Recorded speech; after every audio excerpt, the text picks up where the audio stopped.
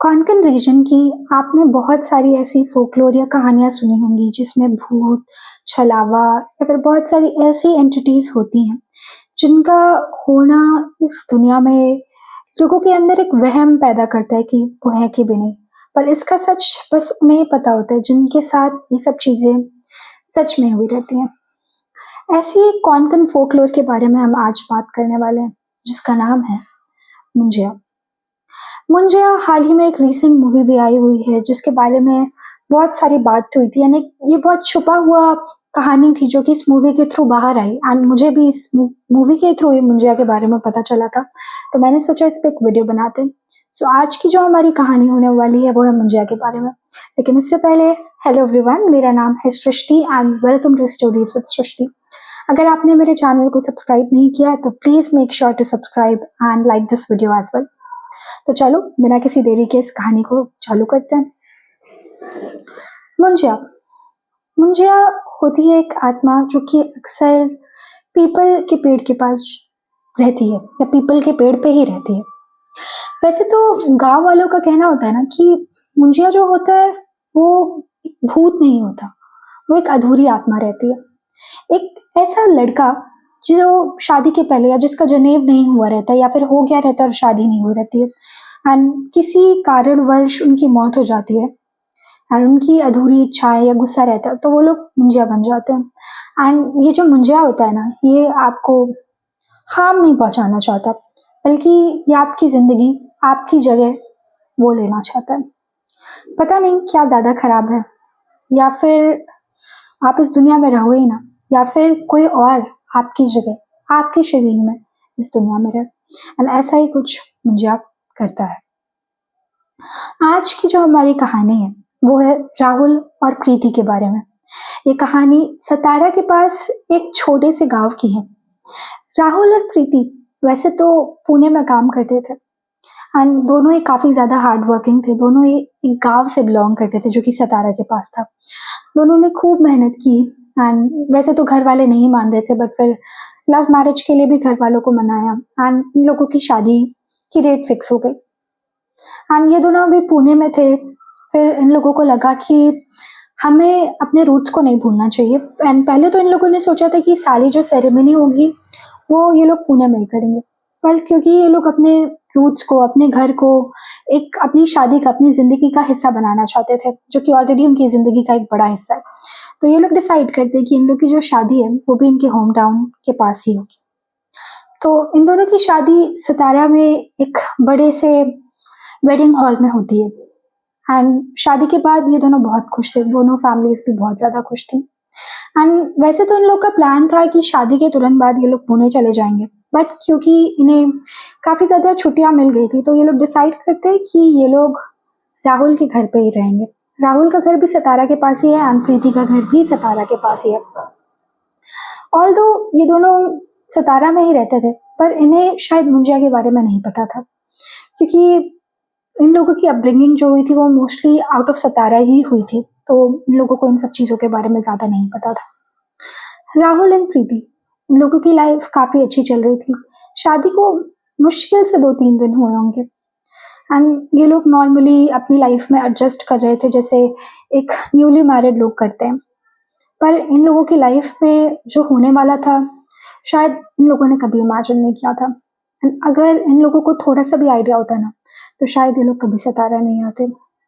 एक दिन की बात है, गांव में आने के बाद प्रीति का मन घर में रह रहकर बहुत अजीब हो रखा था, तो वो राहुल से बोलती है कि प्लीज मुझे थोड़ा बाहर घुमा दो, क्योंकि वहां पर ऐसा कुछ था नहीं गांव में घूमने के लिए। तो ये लोग गन्ने के खेत के पास वॉक करने चले जाते हैं एंड प्रीति एंड राहुल वहां पर वॉक करते करते बात कर रहे रहते हैं कि कैसे उन लोगों की अब शादी भी हो गई। ये सब एक ड्रीम कम ट्रू जैसा लग रहा है उन लोगों को। तभी प्रीति को दूर एक पीपल के पास एक लड़का दिखता है, पीपल के पेड़ के पास एक लड़का दिखता है।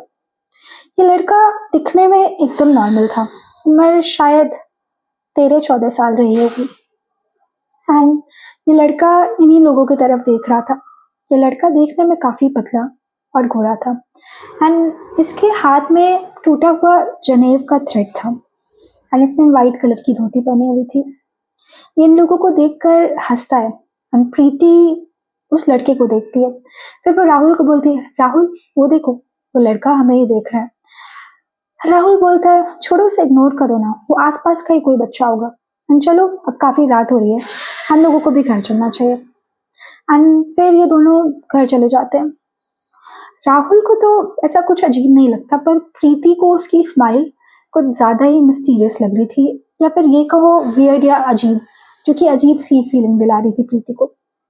तो प्रीति अपनी सास, जो कि राहुल की मम्मी से है, वो जाकर ये बोलती है कि हमें एक लड़का दिखा था जो हमें बहुत अजीब तरीके से दिख रहा था। पर प्रीति ये मेंशन नहीं करती कि उसके हाथ में टूटा हुआ जनेब था या फिर वो पीपल के पेड़ के पास मिला था। राहुल की मम्मी प्रीति से ये कहती है कि शादीशुदा जोड़े को ना पीपल के पेड़ के पास नहीं जाना चाहिए। इवन दो प्रीति ने ऐसा कुछ नहीं बताया कि वो लोग पीपल के पेड़ के पास गए थे या फिर न वो लड़का जो जनेब वाला जनेब भी था उसके हाथ में दिखा। एंड प्रीति उनको उनकी बात सुनकर थोड़ा अजीब लगता है कि इनको कैसे पता कि हम लोग उधर गए थे। तो फिर वो कुछ बोलती नहीं है, पर उसकी सास उससे बोलती है कि अगली बार जब तुम लोग बाहर जाओ ना, तो ऐसे किसी सुनसान जगह में मत जाना, एंड ऐसे किसी पेड़ वेड़ के पास मत जाना तुम लोग, क्योंकि अच्छा नहीं होता। तुम लोग भले पढ़े लिखे होगे, पर तुम्हें बड़े बुजुर्गों की बात माननी चाहिए। प्रीति भी सर हिलाकर अपने रूम में आ जाती है। वो कमरे में आकर राहुल से बोलती है कि राहुल, मैंने तुम्हारी मम्मी को बोला कि हमें एक लड़का दिखा था, एंड वो एकदम अजीब अजीब बातें कर रही थी कि पीपल के पेड़ के पास मत जाना, ये वो। राहुल बोलता है, छोड़ो इन बातों को ना, मम्मी पुराने जमाने की है एंड उनका मन रखने के लिए कुछ ही दिनों की तो बात है, नहीं जाएंगे, क्या करना है। फिर दोनों सो जाते हैं। अगली सुबह जब वो उठकर देखते हैं, तो जो राहुल और प्रीति का कमरा था, उसके बाहर किसी के छोटे छोटे पैरों के निशान थे। एंड ये किसके निशान थे किसी को नहीं पता। राहुल की मम्मी जब इन निशानों को देखती है, वो तुरंत बहुत गुस्सा हो जाती है, जैसे कि क्या बहुत गलत हो गया। वो दोनों को जल्दी से बुलाती हैं अपने पास एंड बोलती हैं, तुम लोग कहाँ गए थे। एंड बहुत ज्यादा डांटने के बाद प्रीति आखिर बता ही देती है कि इन लोगों को वो लड़का जो दिखा था उसके हाथ में एक टूटा हुआ जनेब था एंड वो पीपल के पेड़ के पास दिखा था। राहुल की मम्मी समझ जाती है कि ये कोई आम लड़का नहीं, ये मुंजिया था एंड वो अपने बच्चों को बचाने के लिए हर कोशिश करना चाहती थी। वो जल्दी से एक मंदिर में जाती है, वहां से कुछ प्रसाद, कुछ थ्रेड लाकर राहुल को बांध देती है, राहुल और प्रीति दोनों को।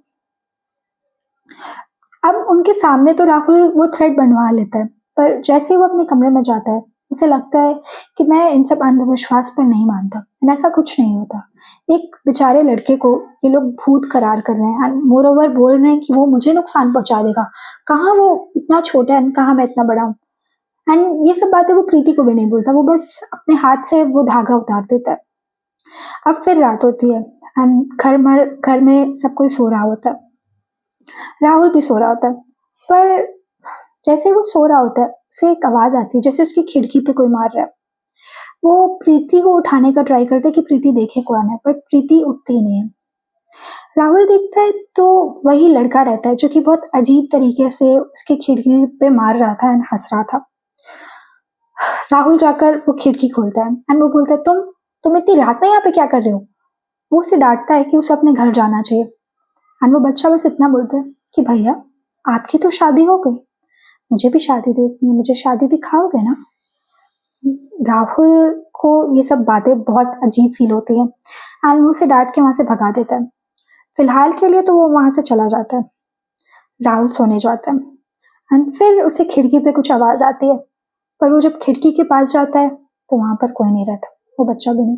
फिर जैसे ही वो खिड़की के पास से मुड़ता है, वो देखता है कि वो लड़का उसके कमरे में आके खड़ा है एंड वो लड़का जैसे धीरे धीरे बड़ा होते जा रहा है, उसकी हाइट बड़ी हो रही है, उसका शरीर राहुल से भी बड़ा हो रहा है एंड राहुल ये सब देख के बहुत ज्यादा घबरा रहा है।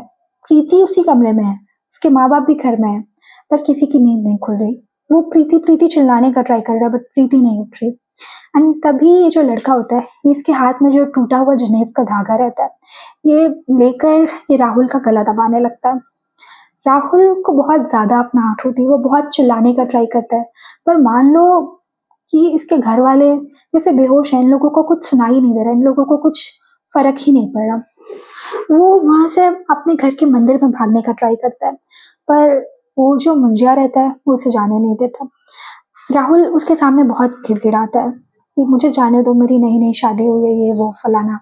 पर वो जो मुंजिया रहता है वो बोलता, आपने तो अपनी शादी तक देख ली, मुझे ये देखने का मौका नहीं मिला। पर अब मैं आपकी जगह लेके, अब मैं तुम्हारी जगह लेके वो सब कर पाऊंगा जो शायद मैं नहीं कर पाता अपनी जिंदगी में, क्योंकि मेरा भी उतना ही हक बनता है जितना तुम लोगों का है। राहुल बहुत ज्यादा डर चुका था, पर अभी वो कोई कुछ नहीं कर सकता था। शायद अगर उसने अपनी माँ की बात मान ली होती और उसने वो रक्षा सूत्र, जो धागा उसकी माँ मंदिर से लेकर आई थी, वो नहीं उतारा होता, तो शायद आज उसके साथ ये सब नहीं होता। बहुत गिड़गिड़ाने के बाद भी मुंजिया उसे नहीं छोड़ता है। फिर सुबह होती है एंड प्रीति उठ के देखती है, राहुल उसके बगल में ही सो रहा था, पर राहुल के गले पर एक अजीब से धागे का मार्क पड़ा हुआ था, जैसे उसके गले को किसी ने बहुत जोरों से दबाया हो। राहुल इस दिन के बाद से बहुत बदला बदला सा रहने लगा, जैसे राहुल राहुल ही नहीं। एंड ये बात राहुल की मम्मी भी नोटिस कर सकती हैं, सब कोई नोटिस कर सकता था एंड शायद सबको ही पता था कि क्या हो चुका है, पर कोई इस बात को खुले में एक्नॉलेज नहीं करना चाहता था, क्योंकि एक्नॉलेज करने के बाद शायद वो लोग इस सच के साथ, शायद राहुल के पेरेंट्स और प्रीति जी नहीं पाते कि अब राहुल इस दुनिया में नहीं है। काश राहुल ने अपनी माँ की बात मान ली होती, तो शायद आज राहुल भी वैसा ही राहुल रहता जैसा वो हमेशा से था, एंड उसकी जगह कोई और उसके शरीर में नहीं रह रहा होता। इसके बाद से राहुल और प्रीति की शादी बहुत अजीब सी रहने लगती है। प्रीति भी मान लो बहुत मेंटली उसको बहुत ज़्यादा ट्रॉमा हो जाता है, वो भी बहुत दुखी दुखी रहने लगती है, एंड इस तरह से ये पूरा परिवार जो कि बहुत ज़्यादा खुश था, ये बहुत दुखी हो जाता है। तो ये थी गाइस आज की स्टोरी, उम्मीद करती हूँ आप लोगों को पसंद आई हो। एंड अगर आप लोगों के साथ कभी ऐसा हो कि आप लोगों के घर वाले किसी एक चीज के बारे में बात करें जो कि शायद आप लोगों को अंधविश्वास लग सकता है, पर शायद उन लोगों के लिए वो अंधविश्वास ना हो, एंड हमारे बड़े हमेशा हमारा भला ही चाहते हैं, तो कुछ एक्सटेंड तक हम लोगों को उन लोगों की बातें भी मान लेनी चाहिए।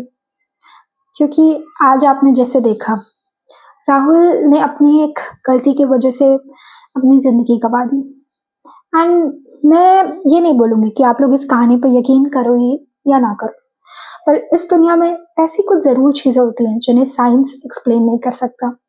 एंड हमारी जो कंट्री है इंडिया, यहाँ पे तो इतनी सारी चीजें हैं जिन्हें शायद साइंस नहीं एक्सप्लेन कर पाएगा। अगर दुनिया में अच्छाई होती है तो शायद दुनिया में बुराई भी है, एंड उस बुराई से लड़ना हम अकेले नहीं सकते, उस बुराई से लड़ने के लिए हमें अपने परिवार का साथ चाहिए होता है। तो यही थी आज की कहानी, एंड अब ज़्यादा ज्ञान नहीं देते हैं।